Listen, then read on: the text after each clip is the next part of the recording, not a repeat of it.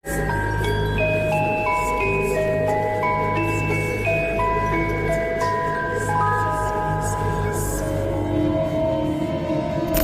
guys, welcome back to my channel. Nama aku Rio, and this is The Mirror edisi Lebaran.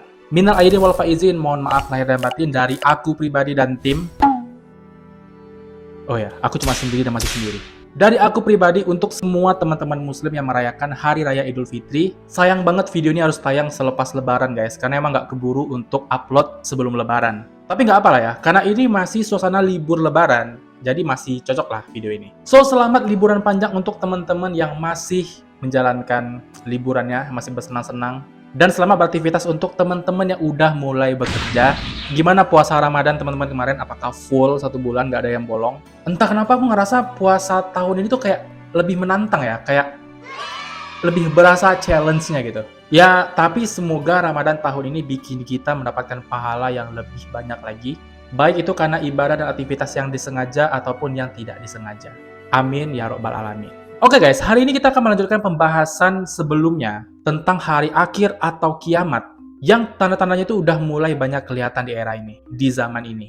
2 part sebelumnya kita udah bahas tentang lahirnya Dajjal, perjalanan Dajjal di muka bumi, membangkangnya Dajjal, kufurnya Dajjal terhadap ajaran Nabi Musa dan Nabi Isa alaihissalam, dibelenggunya Dajjal, pertemuan Dajjal dengan sahabat Rasulullah Tamim Ad-Dari, dan gambaran kecil saat Dajjal dilepaskan dan mulai menginjak bumi selama 40 hari, atau 1 tahun 2 bulan lamanya di kita. Teman-teman yang belum nonton part 1 dan part 2 bisa tonton dulu lah part-part itu sebelum masuk ke sini, karena ini adalah lanjutannya. Link 2 videonya aku taruh di description box, bisa kalian klik aja. Dan hari ini aku mau membahas lanjutan kisah perang akhir di kehidupan manusia saat Dajjal udah datang ke Palestina. Datangnya Imam Mahdi dan turunnya Nabi Isa alaihissalam untuk melawan pasukan Dajjal. Ini pembahasan yang sangat seru banget. Kalian harus tonton sampai habis, karena ini terlalu seru untuk di-skip. So, langsung aja kita masuk pembahasannya. Before video udah selesai, The Mirror Mode. Stop it.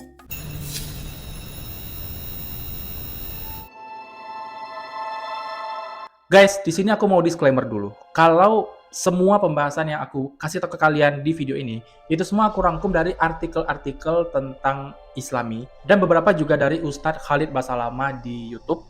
Yang artinya, ini adalah informasi dalam kepercayaan agama Islam. Tidak bermaksud sama sekali untuk menjelek-jelekan agama lain. Jadi, mohon maaf untuk teman-teman non-muslim kalau misalnya ada yang tidak berkenan atau menyinggung dari pembahasanku di video kali ini. Nah, seiring berjalannya waktu, fitnah Dajjal dan pemikiran satanis yang dibawa oleh Dajjal itu sudah mulai berkembang di muka bumi. Berhasil meracuni bangsa-bangsa Eropa seperti Prancis, India, Amerika, dan Israel. Di mana mereka percaya bahwa agama bukanlah hal yang penting dan itu hanya buatan manusia, dan menurut mereka Tuhan itu nggak ada. Detail ceritanya bisa kalian baca di pustakaarsip.kamparkap.go.id. Di sana udah dijelaskan tuh dari lahirnya Dajjal sampai gimana Dajjal ini bisa menguasai bangsa-bangsa non-muslim yang sekarang ada. Banyaknya manusia penganut paham satanis yang nggak percaya agama dan Tuhan. Link artikelnya aku taruh di description box juga. Kalian bisa klik kalau misalnya kalian mau baca lebih detail. Karena kita nggak akan bahas di video ini, kepanjangan kalau misalnya kita bahas. Intinya, saat perang akhir nanti, umat manusia itu terbagi jadi 2 kelompok. Satu kelompok adalah umat muslim yang percaya bahwa tiada Tuhan selain Allah dan Nabi Muhammad SAW adalah utusannya. Dan satu kelompok lagi adalah orang-orang yang tidak percaya agama, tidak meyakini Allah sebagai Tuhan. Mereka memilih tidak bertuhan, masih menyembah yang tidak seharusnya mereka sembah. Itulah mereka. Seperti yang kita umat muslim udah dengar dari jauh-jauh hari, bahkan sejak kita SD, bahwa salah satu tanda-tanda kiamat besar adalah datangnya Imam Mahdi. Nah, mungkin dari kita masih banyak yang belum tahu nih, Imam Mahdi ini seperti apa, dia ini siapa, gimana ceritanya dia bisa datang. Karena yang sejauh ini kita tahu, Imam Mahdi datang saat kiamat, itu aja kan. Nah, dari hadis riwayat Imam Ahmad, Ibnu Hibban Al-Hakim, Al-Bazar, Ibnu Adi, dan Abu Nuaim. Ini adalah hadis yang sahih guys, yang bisa dipertanggungjawabkan kebenarannya. Di mana Nabi Muhammad SAW bersabda, bumi ini akan penuh dengan kesemena-menaan dan kelaliman. Pada saat itulah Allah mengutus seorang laki-laki dari keluargaku, namanya sama dengan namaku, dan ia akan memenuhi bumi dengan keadilan dan kemakmuran, sebagaimana ia atau bumi telah dipenuhi sebelum itu dengan kelaliman dan kesewenang-wenangan. Jadi, Imam Mahdi adalah seorang pria yang bernama sama dengan Nabi Muhammad SAW, yaitu Muhammad bin Abdullah. Dari riwayat Abdullah bin Haris, Rasulullah bersabda, manusia akan keluar dari arah timur mengikuti Al-Mahdi, yaitu pemimpin mereka. Pada masanya, hujan akan banyak turun, dan bumi mengeluarkan simpanannya, menumbuhkan tanaman-tanaman, harta berlimpah, dan banyak hewan ternak. Dikutip dari HR Ibnu Majah. Nabi Muhammad SAW juga bersabda, jika kalian telah melihat bendera hitam yang keluar dari Khurasan, datangilah dia walaupun kalian harus merangkak di atas salju, karena di sana ada Khalifah Allah Al-Mahdi. Dikutip dari HR Al-Hakim. Jadi, Nabi Muhammad sendiri udah mewanti-wanti guys, bahwa Imam Mahdi ini bakal datang ke muka bumi. Seorang pemimpin umat Islam nanti di akhir zaman. Nah, di mana Imam Mahdi ini lahir? Well, ada beberapa pendapat yang berbeda tentang tempat lahirnya Imam Mahdi. Menurut Al-Qurtubi dalam kitab At-Tazkirah, Imam Mahdi ini dilahirkan di Maroko. Sebagian ulama mengatakan bahwa dia lahir di Andalusia, tapi menurut riwayat yang paling sahih, seperti riwayat dari Abu Nuaim, dari Hamad, dari Ali bin Abi Thalib, pamannya Nabi nih, dikatakan bahwa Imam Mahdi ini dilahirkan di Madinah Al-Munawwarah. Jadi dia penduduk asli Madinah. Dia akan menjadi pemimpin umat Islam sekitar 7-8 tahun lamanya. Dan selama kepemimpinannya, dia ini menguasai seluruh bangsa Arab, menegakkan keadilan, dan mengalahkan kelaliman juga fitnah yang melanda masyarakat dunia pada saat itu. Selain itu, Allah juga akan mengeluarkan kekayaan bumi, sehingga kehidupan manusia menjadi sangat makmur, baik melalui pertanian, peternakan, hingga hasil bumi lainnya. Dan semua harta ini nantinya akan dibagikan secara merata kepada masyarakat. Nah, ciri-ciri fisik Imam Mahdi ini juga dijelaskan dalam riwayat yang sahih guys. Di mana Imam Mahdi ini memiliki rupa yang hampir persis sama dengan Nabi Muhammad SAW. Di mana Imam Mahdi ini memiliki hidung yang mancung, kening yang lebar, beralis tipis memanjang yang keduanya terpisah, mata Imam Mahdi hitam dan besar, pipinya terdapat tahi lalat hitam, gigi depannya mengkilap, janggutnya tebal sementara wajahnya bersinar seperti bintang yang cemerlang, dan di pundaknya terdapat tanda seperti tanda kenabian. Nah, kalau di Nabi Muhammad, tanda kenabian di pundak itu kayak gumpalan daging berwarna merah yang ditumbuhi oleh rambut. Aku nggak tahu apakah tanda Imam Mahdi juga sama kayak gitu atau beda, aku nggak tahu, wallahu alam. Badan Imam Mahdi ini serupa orang Israel, nggak terlalu gemuk, nggak terlalu kurus, sadang elok lah. Warna kulitnya seperti orang Arab, putih berarti ya. Kedua pahanya kurus, dan saat berbicara nadanya agak berat. Kalau misalnya dia lambat dalam berbicara, dia akan menepuk paha kirinya dengan tangan kanannya. Dan umur Imam Mahdi saat kemunculannya nanti adalah sekitar 30-40 tahun. Nah, Imam Mahdi ini memiliki sifat yang kusyuk kepada Allah, seperti kusyuknya burung nasar dengan sayapnya. Dan akhlaknya pun sangat mirip dengan akhlak para nabi. Tapi tidak sesempurna Nabi Muhammad SAW, karena nggak ada yang bisa menandingi baiknya akhlak Rasulullah. Dan ini beberapa tanda-tanda Imam Mahdi akan muncul. Yang pertama, sungai Eufrat akan tersedot atau terbelah hingga memperlihatkan gunung emas. Yang kedua, akan terjadi gerhana bulan saat awal malam bulan Ramadan dan terjadi gerhana matahari pada malam pertengahannya. Dua peristiwa ini belum pernah terjadi sejak awal bumi dibuat. Sejak penciptaan bumi dan langit belum terjadi. Jadi ini adalah kali pertamanya itu terjadi. Yang ketiga, munculnya tanduk Zu'asinin yang memiliki dua ujung. Yang keempat, terbitnya bintang berekor yang bercahaya. Yang kelima, ada api besar menyala dari arah timur selama 3 atau 7 malam. Dan yang keenam, langit menjadi gelap gulita. Beberapa ada yang bilang ini kabut yang sangat tebal menutupi langit sampai suasana ini kayak malam gitu. Dan itulah beberapa informasi seputar Imam Mahdi yang nantinya akan datang dan jadi pemimpin umat muslimin dalam melawan Dajjal dan pasukannya di akhir zaman. Nah, dalam perjalanannya mengejar Dajjal, Imam Mahdi pertama kali akan menaklukkan Mekah, yang mana saat itu, di masa depan nih, Mekah ini bakal jadi pusat Wahabisme dan Salafisme, yaitu suatu gerakan yang banyak memecah belah kaum muslimin daripada mempersatukannya. Jadi banyak kaum muslimin, orang-orang Islam yang nantinya akan menjadi munafik, yang hatinya tuh mulai goyah kepada Allah gitu. Nah, setelah Imam Mahdi menaklukkan Wahabi dan Salafi di Jazirah Arab, Imam Mahdi kemudian akan menaklukkan Persia, di mana itu adalah pusat Syiah dan Bid'ah terbesar di dunia. Setelah itu, Imam Mahdi akan pergi ke India, di mana di sana adalah pusat kegelapan dunia di zaman modern. Di saat semua orang udah nggak ada yang menyembah binatang, India masih kekeh nyembah binatang. Nyembah sapi, nyembah ular. Seperti yang bisa kita lihat banyak di video-video Instagram orang India yang minum kencing sapi lah, cuci kepala pakai air kencing binatang lah, karena mereka memang masih menuhankan hewan-hewan itu. Dan pada saat Imam Mahdi datang ke India, semua orang satu negara India itu bakal menyatakan diri masuk Islam. Selanjutnya, Imam Mahdi akan pergi ke Kiraman, seperti yang disebutkan oleh Nabi Rasulullah SAW. Kiraman ini adalah bangsa-bangsa bermata sipit yang mengisyaratkan pada orang-orang yang ada di Asia Timur seperti Cina, Jepang, Mongol, Korea, dan termasuk di dalamnya Indonesia. Kenapa? Ya karena Indonesia secara genealogis itu berasal dari Cina. Cuma warna kulitnya aja yang beda karena ada perbedaan iklim antara Asia Timur dengan Asia Tenggara. Itulah kenapa orang Indonesia lebih banyak yang kulitnya sawo matang daripada yang putih. Jadi itulah perjalanan Dajjal sebelum nantinya mulai berperang dengan Dajjal. Dajjal. Jadi itulah perjalanan Imam Mahdi sebelum nantinya bertemu dengan Dajjal. Dan sekarang kita lanjut perjalanan Dajjal menuju ke Palestina.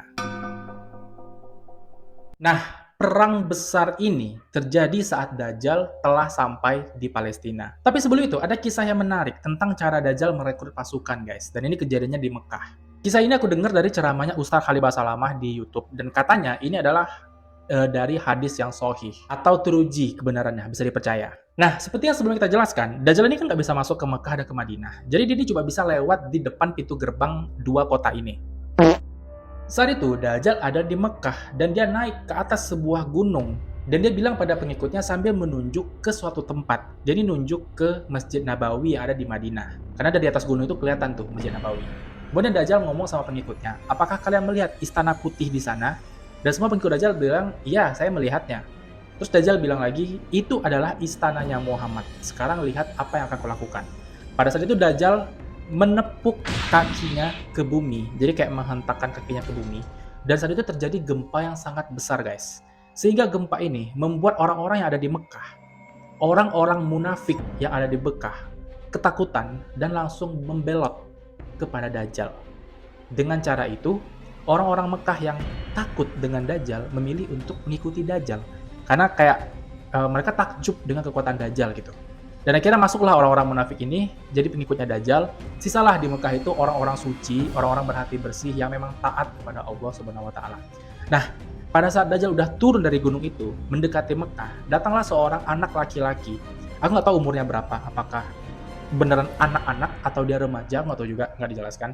Pokoknya anak ini mendatangi Dajjal, dan Dajjal ini menangkap si anak itu dan berniat untuk menunjukkan kehebatannya kepada para pengikut si Dajjal ini.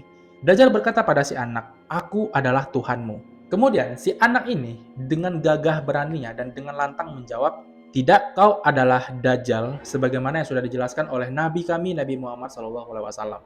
Saat itu Dajjal kesal dan dia mengambil gergaji. Beberapa juga ada yang bilang dia ini mengambil benda tajam yang besar gitu. Kemudian Dajjal membelah dua tubuh si anak ini dari ujung kepala sampai ke kemaluannya. Dibelah, tubuh anak ini terpisah dan Dajjal lewat di tengah-tengah tubuh anak itu. Setelah Dajjal melewati tubuh anak itu, si tubuh yang udah terbelah ini nyatu lagi, balik lagi, dan si anak ini hidup lagi.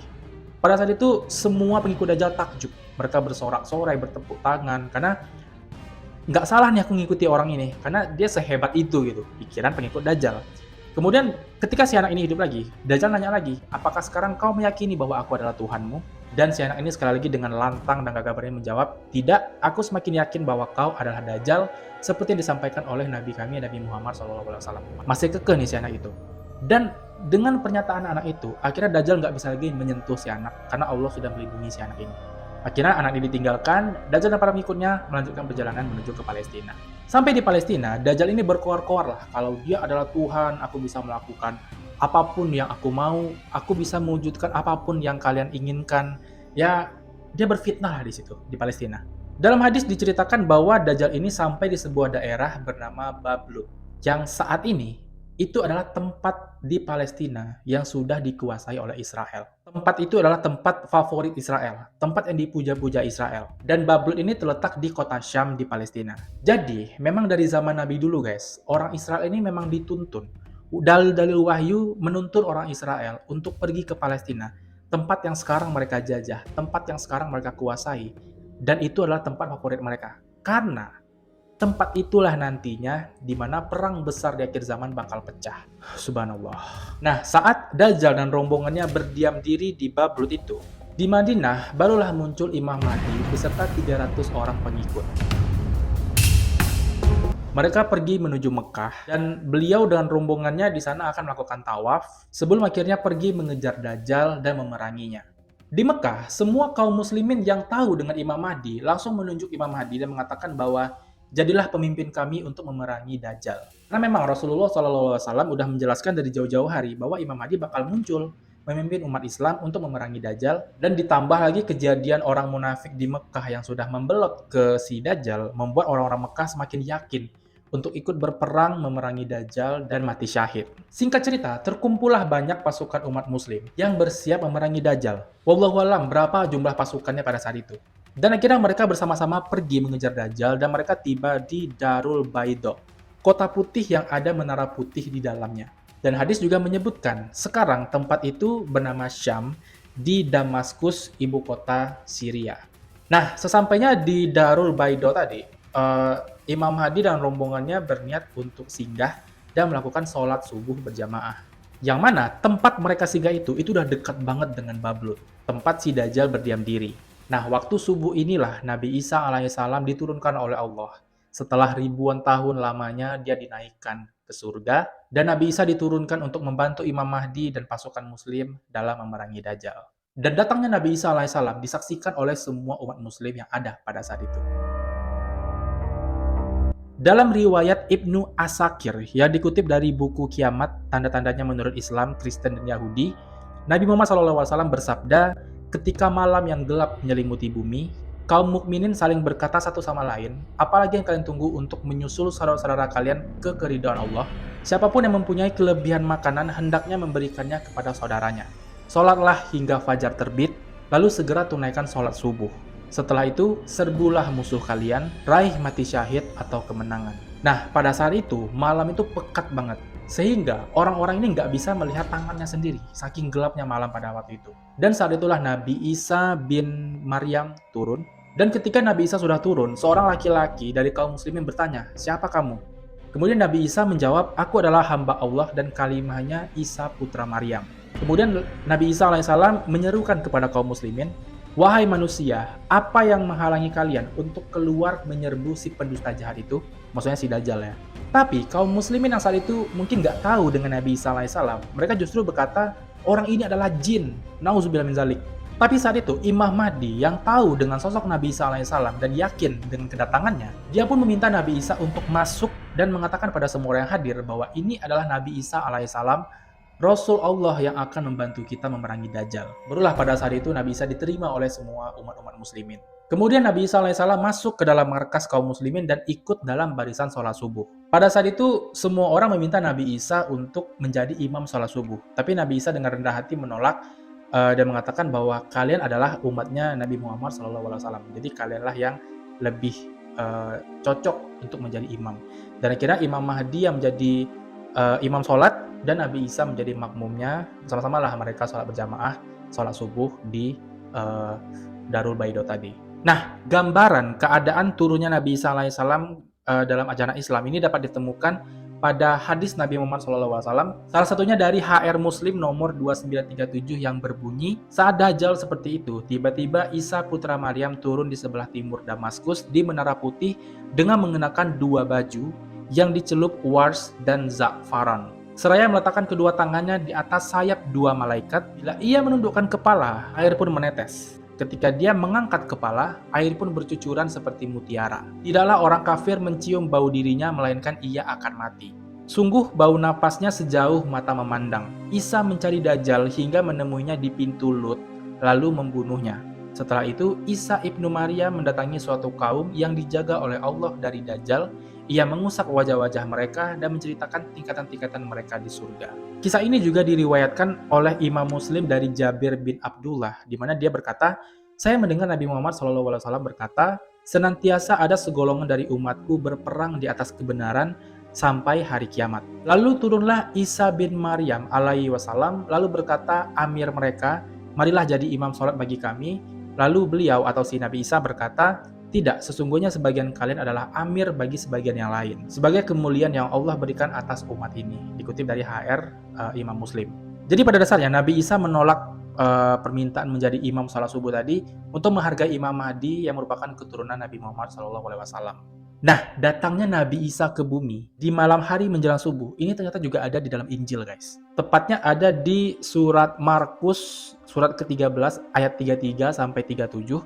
Dikatakan, mohon maaf kalau misalnya aku salah menyebutkan ayat atau ininya ya, tapi ya inilah tulisannya. Markus 13, 33 sampai 37.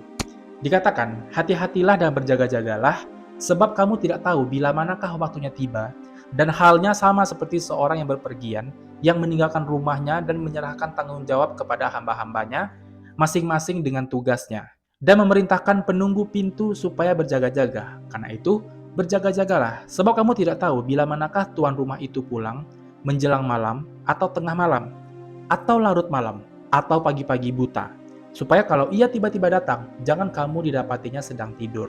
Walaupun nggak spesifik, tapi menurut Wisnu Sasongko dalam bukunya Armageddon Peperangan Akhir Zaman yang rilis tahun 2003, dia mengatakan kalau ayat itu merujuk pada datangnya Nabi Isa alaihissalam di malam hari saat manusia sedang tidur. Dan mereka yang terjaga di malam hari lah yang bisa melihat kedatangan Nabi Isa alaihissalam. Setelah kaum muslimin selesai sholat subuh berjamaah, mereka lanjut menuju gerbang Bablut di Palestina. Di sana mereka dihadang oleh antek-antek Dajjal yang nggak tahu dengan Nabi Isa dan Imam Mahdi. Nah, melihat pasukan muslimin yang bersiap untuk berperang, kemudian si antek ini melapor kepada Dajjal dan mengatakan bahwa ada segelintir orang kecil yang akan memerangi kita. Nah, Dajjal dengan sombongnya suruh mereka masuk. Karena Dajjal ini mikir, siapa sih, pasukan mana sih yang bisa melawan pasukanku yang udah sebanyak ini? Kan Dajjal muncul dengan 70.000 pasukan, ditambah orang-orang Mekah yang munafik tadi, makin banyak lah itu pasukan Dajjal. Dan dengan sombongnya Dajjal ini yakin gak akan ada yang bisa mengalahkan dia gitu. Akhirnya pintu dibuka dan masuklah para kaum muslimin yang dipimpin oleh Imam Mahdi dan Nabi Isa alaihissalam. Melihat bahwa ada Nabi Isa di sana, Dajjal langsung ketakutan. Dia keringat dingin, kakinya gemetaran. Dan saat itu Dajjal baru ingat bahwa hari ini adalah hari dia akan meninggoy. Karena dia tahu ketetapan Allah bahwa nyawanya akan hilang di tangan Nabi Isa alaihissalam. Dan di depan dia melihat ini Nabi Isa, aku bakal mati bentar lagi. Nah, Dajjal takut sebenarnya pada saat itu, tapi dia belum kabur. Dia masih kayak kita perang, ayo gitu. Dan akhirnya di sana, di Babylon itu, pecahlah perang akhir zaman. Kelompok Nasrani dan Yahudi dipimpin oleh Dajjal yang memiliki lebih dari 70.000 pasukan, dan kaum muslimin dipimpin oleh Imam Mahdi dan Nabi Isa alaihissalam. Saat perang besar itu terjadi dan umat muslim dengan keberaniannya yang siap mati syahid, mereka memerangi orang-orang Yahudi kan. Dan di antara orang-orang Yahudi itu akan banyak yang bersembunyi di balik bebatuan, di balik pepohonan, di balik tembok pembatas. Dan atas kebesaran Allah Subhanahu wa taala, bebatuan dan semua makhluk, bahkan benda mati, itu diizinkan untuk berbicara. Dicepuin nih orang-orang Yahudi yang sembunyi di belakang mereka. Saking bencinya alam semesta ini dengan Yahudi. Dari hadis riwayat Ibnu Majah, Ibnu Huzaimah, dan Hakim dikatakan bahwa semua makhluk Allah Subhanahu wa taala yang tadi diberikan izin untuk berbicara dan berkata, "Wahai hamba Allah, di sini ada orang Yahudi, bunuhlah, merinding aku." Perlu diingat, ini terjadinya nanti ya guys, di masa depan ya terjadinya. Tapi dengar ceritanya itu kita membayangkan ini tuh zaman Nabi kan. Nah, walaupun begitu, ada satu pohon yang tetap diam, yang tidak berbicara, yaitu pohon Garkat. Di mana pohon ini adalah pohon orang-orang Yahudi, pohon favoritnya orang Yahudi. Tapi dibandingkan pohon, kalau kalian lihat bentuknya, ini lebih mirip semak berduri. Dan saat ini, orang-orang Israel dan Yahudi di Palestina itu berbondong-bondong untuk menanam si pohon Garkat ini. Karena menurut mereka, pohon ini bisa melindungi mereka dari perang. Yang nggak tahu nih, perang ini perang sekarang atau perang akhir zaman nanti. Ya intinya mereka udah tahu lah kalau mereka bakal diserang dan cuma pohon ini yang bisa melindungi mereka. Makanya sekarang Israel ini gencar nanam pohon itu di Palestina. Nah, ketika pasukan Yahudi mulai keteteran melawan umat muslimin, Dajjal ini barulah mulai melarikan diri karena dia takut. Tapi dia kepergok oleh Nabi Isa alaihissalam waktu dia mau kabur itu. Dan Nabi Isa mengejar Dajjal yang mencoba kabur ke gerbang Bablut. Dia mau lari nih keluar dari Bablut. Dan saat Nabi Isa alaihissalam sudah berhadapan dengan Dajjal, udah ada di depan Dajjal nih, badannya mendadak meleleh seperti lilin yang terbakar. Atau dalam riwayat lainnya dikatakan seperti garam yang terkena air. Dan Nabi Isa alaihissalam menghabisi nyawa Dajjal dengan menusukkan tombak emas di antara kedua matanya. Atau di dekat dahinya, atau lebih tepatnya menembus tulisan kafaro. Atau tulisan kafir yang ada di keningnya sih. Maka setelah itu, musnahlah Dajjal yang telah membuat fitnah dan bid'ah selama lebih dari 4.500 tahun di muka bumi ini. Orang-orang Yahudi yang mengikuti Dajjal juga akan dibasmi sampai habis oleh kaum muslimin Dan pasca hilangnya Dajjal, dunia akan diliputi keamanan dan kedamaian, kemakmuran dari segi material dan spiritual, karena dunia udah dipimpin oleh seorang yang adil, kuat, bijaksana, dan soleh di jalan Allah Subhanahu wa Ta'ala. Dan beliau adalah Imam Al-Mahdi. Dan dialah khalifah terakhir umat muslimin di akhir zaman nanti. Dan satu bumi ini, di setiap rumahnya, semua orang akan masuk ke dalam agama Islam. Artinya nanti bumi hanya akan ada agama Islam. Disebutkan dalam hadis sahih bahwa Nabi Isa alaihissalam akan memimpin bumi selama 40 tahun menerapkan hukum Islam yang memang seharusnya diterapkan oleh kehidupan manusia. Imam Mahdi dan Isa alaihissalam akan mendatangi Roma, pusat Katolik dan pusat Bi'ah dalam tradisi agama Abraham atau Nabi Ibrahim, di mana itu adalah tradisi menyembah berhala, menyembah patung. Dan pada saat inilah Nabi Isa alaihissalam dan kaum muslimin yang beriman akan bersemangat menghancurkan semua salib sebagai simbol kemusyrikan. Beliau juga akan memusnahkan semua babi di muka bumi sehingga nggak ada lagi babi di muka bumi ini. Dan saat itulah orang-orang Nasrani akan berduyun-duyun masuk Islam karena orang yang kufur atau orang yang nggak mau menerima Allah sebagai satu-satunya Tuhan akan habis dibuat oleh pasukan muslimin. Oke guys, jadi itulah kisah lengkap tentang gambaran perang akhir zaman nanti antara pasukan muslimin yang dipimpin oleh Imam Mahdi melawan pasukan Dajjal. Seru gak sih ceritanya? Ini yang kita bahas tadi, itu gambaran masa depan ya guys. Ini gambaran yang akan terjadi di akhir zaman nanti, yang kita nggak tahu kapan. Dan itu udah dijelaskan oleh Nabi Muhammad SAW ribuan tahun yang lalu. Bayangkan, kejadian di hari akhir nanti sudah ketahuan di zaman lampau. Dan sebagai umat muslim, kita sudah seharusnya percaya dengan itu, karena ini adalah kisah yang dibawakan oleh Nabi Muhammad SAW.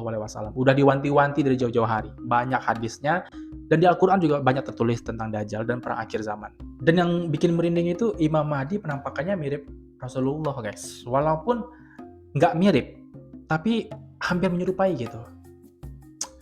Pengen ngelihat Imam Mahdi, tapi takut kita bukan golongan orang-orang yang soleh. Tapi wallahualam lah, cuma Allah yang tahu akhlak kita. Cuma Allah yang tahu kekusyukan umatnya. Ya kita sama-sama berdoa aja, semoga kita semua adalah orang-orang yang punya mental dan keyakinan kuat untuk tetap berada di kubu muslimin di tengah fitnah Dajjal nantinya. Nah, karena ini ternyata bakal jadi video yang sangat panjang, pembahasan Ya'juj dan Ma'juj yang rencananya bakal aku gabung di video ini, kita pending dulu, karena ini kayak udah kepanjangan videonya untuk bahas perang akhir zaman aja. Oke guys, itu dulu video kita pada hari ini. Semoga kalian suka, semoga kita bisa menambah wawasan, kita bisa lebih tahu tentang apa yang akan terjadi di masa depan nanti dalam kepercayaan agama Islam, dan semoga kita mendapatkan pahala dengan mengetahui ini. Semoga kita yang muslim tetap istiqomah di jalan Allah dan tetap yakin bahwa tidak Tuhan selain Allah dan Nabi Muhammad adalah utusannya. Dan teman-teman non-muslim, kalau ada yang lagi nonton video ini, sekali lagi aku mohon maaf kalau misalnya ada pembahasan yang tidak berkenan untuk teman-teman. Ini tidak bermaksud menjelek-jelekan, tapi inilah ajaran Islam yang kami percaya. So, itu dulu video kita. Seperti biasa, klik like-nya kalau misalnya kalian suka. Subscribe channel ini untuk berlangganan dan klik loncengnya untuk dapat notifikasi kalau ada video baru. Jangan lupa tinggalkan komentar, kritik, dan saran untuk kemajuan channel ini. Dan jangan lupa share video ini ke teman-teman yang lain. Terima kasih sudah menonton dan sampai jumpa di video-video selanjutnya.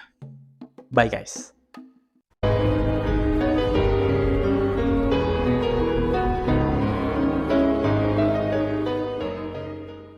Sekarang kita lanjut ke perjalanan Dajjal menuju ke istana. Kota putih yang ada menara putih di Wahai manusia, apa yang menghalangi kalian untuk keluar menyebut? Jadi pada dasarnya Nabi Isa menolak dari HR ibu.